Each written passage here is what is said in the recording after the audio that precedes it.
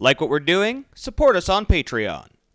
Hey everybody, and welcome to another edition of Laneside Reviews. And on this very special retro edition, we're going to be looking at one of the most sought after balls of all time, the Black Phantom.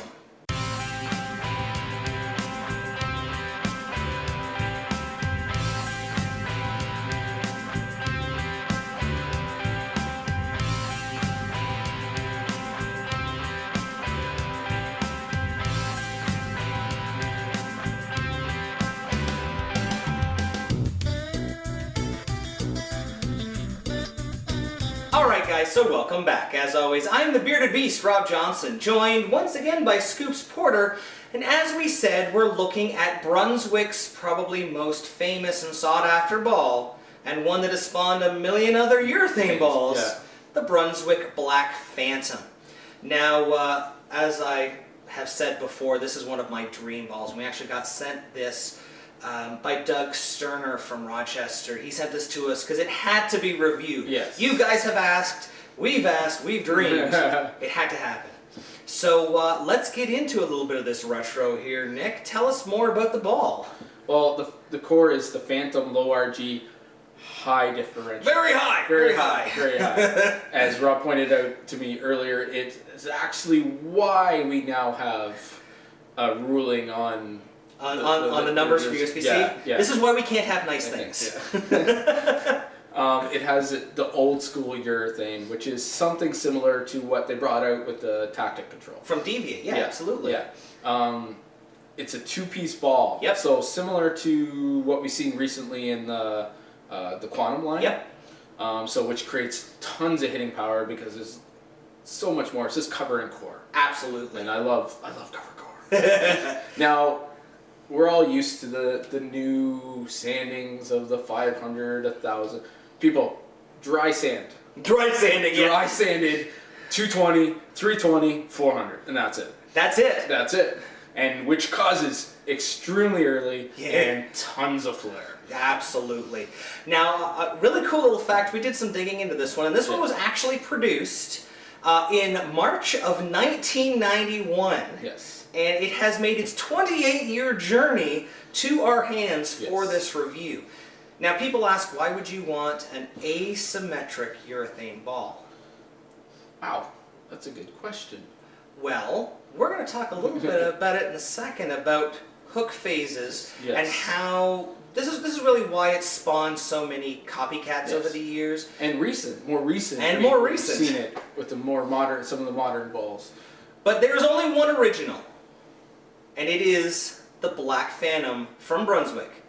So why don't we take a lane side, see how it's stacked up.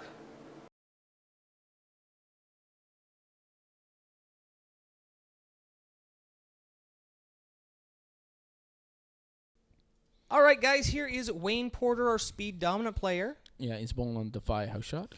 Now, this ball was made like a million years ago. Well, not that. Come on. Okay. That's aging us a little bit, too. For some of our viewers, this ball is older than them. Yes, I would agree with that. This was one of the first asymmetric cord balls, and I believe the first asymmetric urethane. Yeah. And I know if I'm wrong, they're gonna. I was gonna say we'll get trolled to crap. Yeah, they'll get us in the comments. 10 pin. Now, one of the things with this ball, I was actually lucky. This was sent to us by Doug in Rochester. Yeah. Really super great guy, another Team Brunswick member. He sent this to us with the understanding that it had to get reviewed. Yeah. You guys need to understand the difference between old urethane and new urethane. And symmetric and not symmetric. Yes. Yeah. Now, you can see your dad here is pretty much playing that 1970s, 1980s up the board shot. Yeah. Now, here's a different angle for you to see. This was really hard for us to shoot because we're playing so straight. Yeah. We were literally in front of the camera playing it up. You can see that the motion isn't as strong as you saw in, here you are, when we did our True Motion reviews.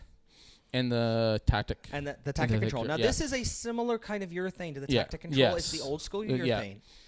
But this core is anything but old school. And I could see why some other people have given it a go with different variations. Yep. Because it was so good. Yes. I mean, just that smaller hook window and the little bit later. Yep. Like, urethane rolls early. Very early. For people have to understand that. So sometimes playing it on dry lanes isn't a smart thing. It is not a dry lane cover, no. But if you put an asymmetric core in, which gives you a little bit more distance and a smaller hook window, it can play a little better. Now, one of the things that I hear a lot about the new style urethane balls, yes, is the amount of hook in them. Okay. Oh yes, Because I've thrown many of new urethane, and they are actually hook monsters for what they're supposed to be. For what they are. Yeah. This old school urethane, which we see in the Tactic Control, gives us that little bit extra length too. Yeah. So rather than with the true motions that we saw reading, in that first 25 feet, this one is actually starting. We're getting about 30, 32 feet. Yeah, and you can see I'm actually out in a dry. If you look at the pattern, I'm playing on the drier part to get it to spin up. Absolutely. Because it's a longer pattern. It is a longer pattern. Like, this is older. Yeah. This is old urethane. Yeah.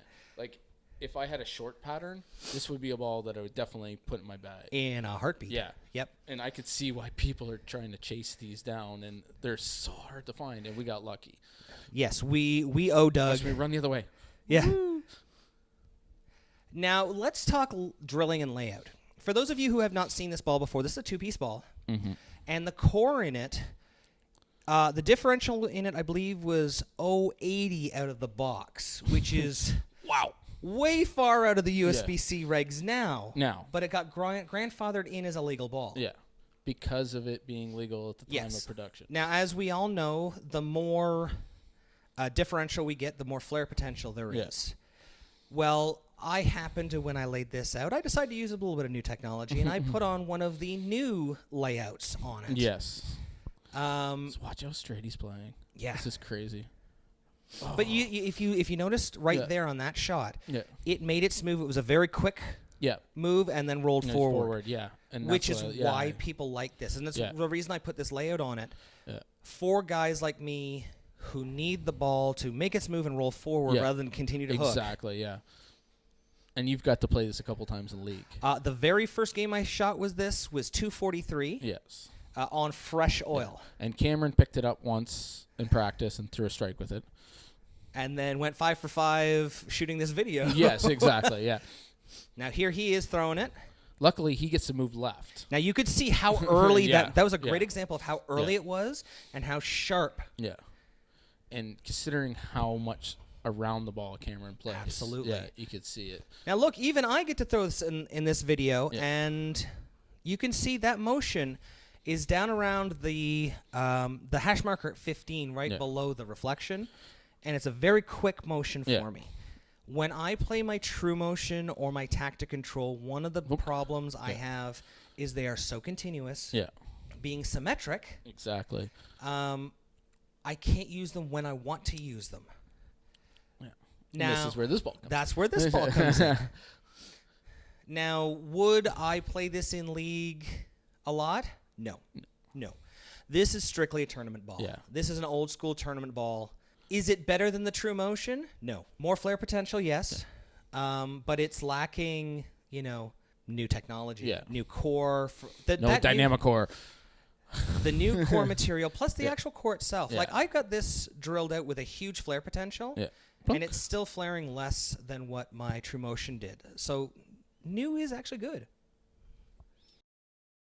All right, guys, that about wraps it up for another show. If you like what you saw this episode and want to find out more, don't forget to follow us on Facebook at Laneside Reviews, or click below. You can also subscribe to our YouTube channel, or click on the box. And if you missed our last video or just want to watch it again, you can click on the other box.